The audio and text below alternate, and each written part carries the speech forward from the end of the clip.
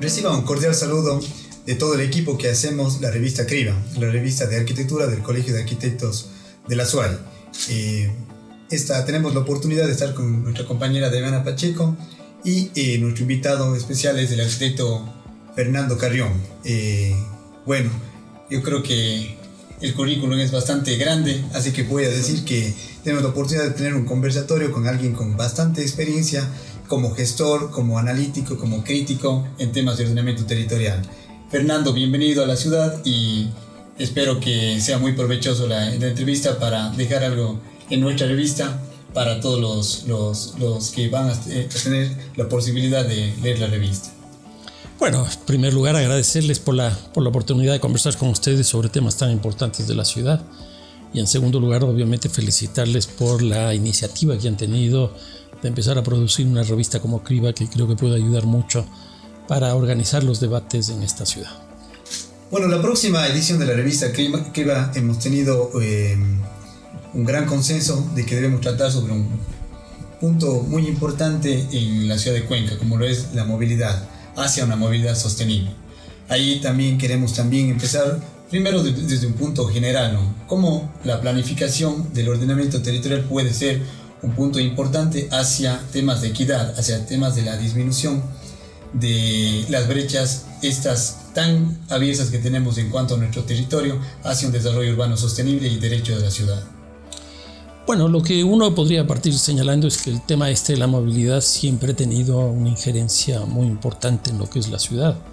Y conforme las ciudades van creciendo y se van haciendo más complejas, este tema sigue teniendo una importancia crucial.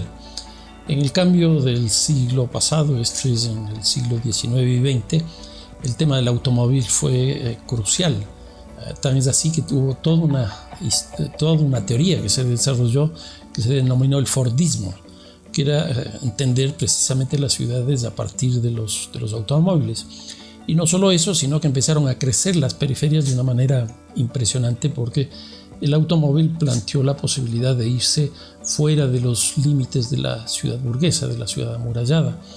Hoy en este cambio de siglo estamos viviendo una cosa totalmente distinta, que es prácticamente negar la existencia del automóvil o por lo menos disminuir la cantidad del automóvil. Y esto tiene la explicación en el sentido de que han aparecido las nuevas tecnologías de la comunicación que han hecho que las ciudades también crezcan mucho hacia las periferias. Este rato el crecimiento de la población en las zonas rurales o periféricas es mucho más alta que el promedio que tenemos dentro de las ciudades y en gran parte se explica por la existencia de esta nueva lógica virtual de conexión. En otras palabras, el tema de la movilidad es sin duda desde siempre un tema clave en la forma y organización de nuestras ciudades. Fernando, con este criterio tenemos entendido que la ciudad de Cuenca en 70 años ha crecido 25 veces en territorio urbano y únicamente 8 veces en su población. De este modo, ahí hemos llegado a tener una densidad poblacional de 140 habitantes a 45. Considerando esto y teniendo que hay diversas hipótesis sobre el crecimiento, una de ellas es que sin duda la generación de nueva infraestructura vial la incrementa. Se ha estado planteando la idea aquí en Cuenca de generar un nuevo corredor vial en la zona sur para conectarlo con la autopista Cuenca-Solles. ¿Qué opinas sobre lo mismo?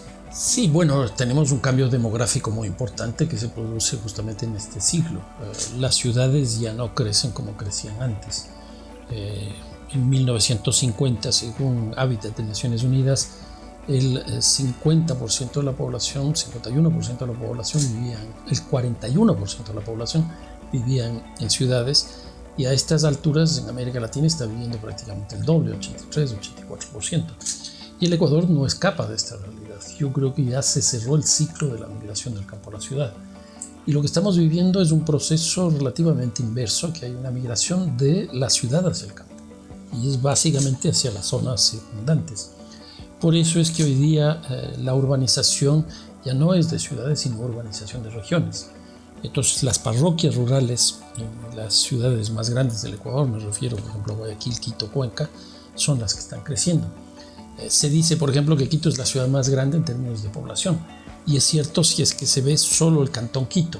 Pero ¿qué es lo que pasa en el caso de Guayaquil? La influencia que tenemos de la urbanización de Guayaquil desbordó y se fue a San Barondón, se fue a Daule, se fue a Milagro, con lo cual ya entró en otros territorios. Claro, estadísticamente eso no se verifica. Y cuando nosotros tenemos esto, que es una ciudad de ciudades, una urbanización de regiones, la movilidad sin duda empieza a cambiar. Por eso es que empezamos a ver una nueva oleada en América Latina de la presencia de distintos modos de transporte donde el masivo tiene un peso grande. Por ejemplo, los famosos BRTs que nacen en Curitiba, San Pablo, llega a Quito, luego Bogotá y se va a México y prácticamente todas las ciudades. Pero también el tema de los metros. Los metros también estamos viviendo en el caso de Panamá, en el caso de República Dominicana, Bogotá, Quito, Lima y las extensiones de los que existen. Pero quizás lo más interesante es que empezamos a ver esto que se ha empezado a llamar la movilidad sostenible, sustentable, alternativa, etcétera, que nos está produciendo nuevas formas de movilidad, el uso de la bicicleta, la cuestión peatonal, los scooters, etcétera, que requieren obviamente de nuevas formas de enlace de los distintos modos de transporte para entender lo que está pasando en nuestras ciudades. Considerando esto, ¿qué políticas cree que usted necesario para incentivar, o desalentar, mejor dicho, el uso del vehículo privado? Porque en este caso en Cuenca, para el 2019, según la empresa municipal de movilidad, establecía que existía por cada 6.6 habitantes un vehículo. Entonces, está creciendo de una manera desmesurada. ¿Qué políticas podríamos aplicar para que se desalente eso? A ver, yo creo que, así como les decía, que en el cambio del siglo del 19 al 20, el vehículo automotor fue el elemento fundamental.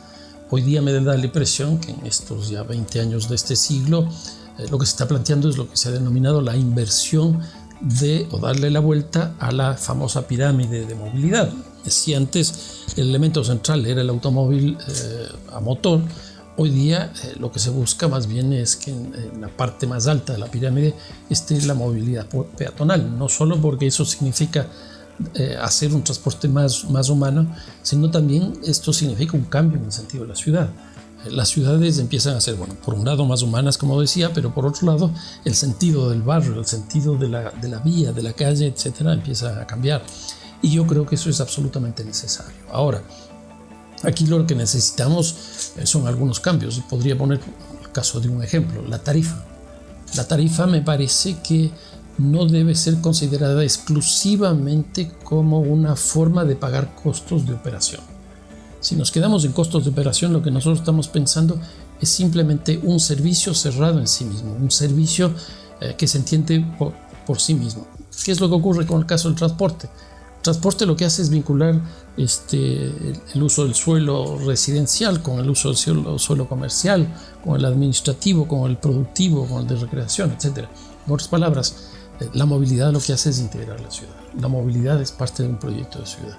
Si nosotros queremos que la movilidad cumpla estas funciones de articular el sistema de movilidad y transporte, y si queremos que modifique sustancialmente la ciudad, lo primero que tenemos que hacer es definir el sentido de la tarifa, que no debería responder exclusivamente al costo de la producción del servicio.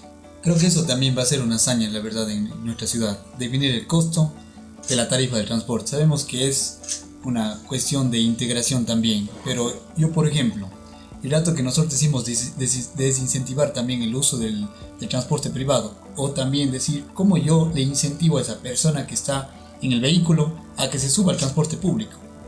A ver, yo creo que hay algunas cosas. Por ejemplo, la tarifa. Si la tarifa a mí me significa menos gasto que irme en auto, probablemente por la lógica de lo que se denomina el rational choice, es decir, la selección racional, yo me voy por el transporte más barato. Claro, por ejemplo, cuando hay un sinnúmero de elementos que puedan estar como seguridad, como rapidez. Sí, bueno, todas esas cosas además, pero no solo eso.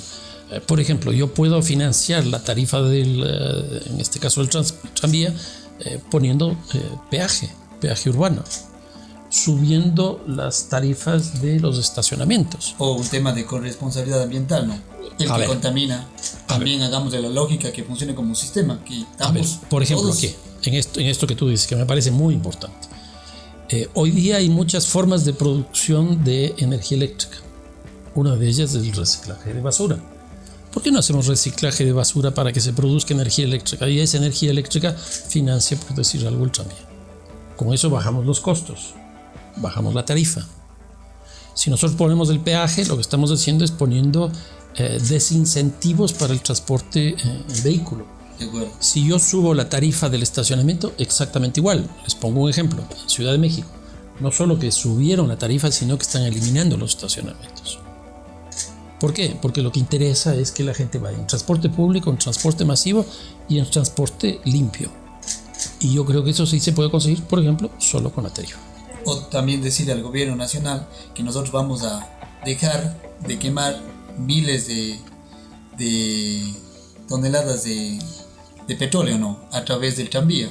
Como Sí. generamos también un subsidio, no sé si sea subsidio o sino una especie de compensación para nosotros usar el tranvía y que los cuencanos también puedan hacer uso del mismo. Cuando yo planteo esta cosa de la basura con energía eléctrica, la idea es que toda la energía fósil, que es básicamente la petrolera, se deje de usar y que más bien se pase a fuentes energéticas limpias, que además en este caso estaríamos trabajando en dos ámbitos. Por un lado, el reciclaje de basura, que en general en las ciudades ecuatorianas es muy baja. La que yo conozco es Quito, se recicla solo el 3% de lo que se produce, es decir, nada. Y si ese reciclaje además nos permite generar energía eléctrica mucho más barata para movilizar, en este caso, por ejemplo, el tranvía, a mí me parece que eso es absolutamente necesario. También sin duda es importante integrar todos los sistemas de transporte públicos. Entonces, algo se leía que el metro lo que pretende hacer es crear esta integración multimodal. ¿Cuál cree que es la potencialidad de que exista eso con el tranvía aquí en Cuenca? Yo he sostenido, como el proyecto del corredor metropolitano de Quito, porque es un corredor que está en 55 kilómetros y dentro de eso está el metro. Yo he sostenido que lo que hay que hacer es urbanizar el metro. ¿Por qué? Porque fue muy mal diseñado. Son 15 paradas que tienen distancias de más o menos kilómetro y medio para cada una de ellas, pero no solo eso, sino que no están articuladas al sistema vial. Las paradas están muy mal localizadas. Entonces la idea de urbanizar el metro es poner encima de los 22 kilómetros que tiene el metro comercio, cultura, administración, vivienda, etcétera, porque, nuevamente poniendo el caso de Quito, en el hipercentro, solo en el periodo 2001-2010, que es el censo que nosotros tenemos de este rato, salió 170.000 personas en la primera década. En el eje. Si nosotros de eso pasamos del 2010 al 2020, cuando veamos el censo que vamos a empezar a hacer este año, probablemente una cantidad relativamente parecida salió. Entonces, eso significa que hay que repoblar eso, porque estamos perdiendo población. Entonces, urbanizar el metro es justamente esto. Cuando yo digo la tarifa, y digo que la tarifa es una política no de financiamiento del metro, sino de política de movilidad, sino de política urbana, estoy planteando la idea de la urbanización del metro. Eso sin duda responde nuestra última pregunta, pues nos enfocábamos en el segundo objetivo que tenía el metro, que era exactamente esto de reurbanizar y poblar todo el eje que existe a través. Entonces pensábamos y nos preguntábamos qué tan probable es que esto ocurra con el eje tranviario, qué deberíamos hacer como el primer paso para que eso se aplique también a la realidad de Cuenca. A ver, yo lo que creo aquí, si nosotros vemos cifras del metro de Quito, que es lo que yo conozco, en la encuesta de origen y destino que se hizo, el 62% de los viajes se hacen en buses que son 3.000. 62% en 3.000 buses. El 22% que se hacen en automóviles a motor se hace en 530.000 vehículos. Algo está mal. ¿Qué bestia?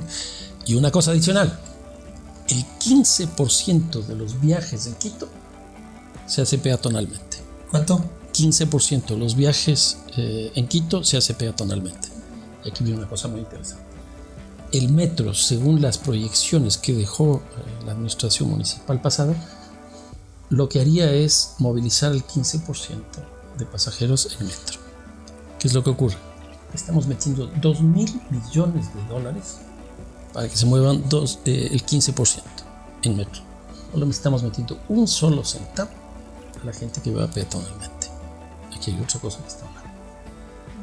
Yo creo que ese tipo de cuestiones hay que trabajarlas y este tema peatonal es muy importante porque, ¿qué es lo que ocurre? Las encuestas de origen y destino son principalmente masculinas. ¿Por qué? Porque el origen es residencial y el destino es laboral. A mí me da la impresión que cuando funcione el metro en Quito, lo que vamos a tener es un incremento de los viajes peatonales de mujeres y el metro va a ser para los hombres. A mí me parece eso muy preocupante porque finalmente lo que estamos tratando de hacer es generar una ciudad inclusiva donde se produzca un cambio de la lógica patriarcal de funcionamiento de la ciudad. Con el metro probablemente lo que va a pasar es todo lo contrario. Veamos qué ocurre aquí en Cuenca. Justamente se está llevando a cabo ahorita la encuesta de movilidad 2020 que va a determinar la matriz de origen-destino que nosotros carecíamos hasta este momento. Y el primer dato que se estableció es que el 33% de la gente se movía en bus, el 33% en auto privado y el 33% de una forma peatonal. Entonces, pues veamos qué ocurre en nuestra ciudad. Y veamos si esos datos salen, sí, claro. A ver cómo se van cambiando esas estadísticas. Eso. No, muchísimas gracias a ustedes. Gracias, estimado Fernando.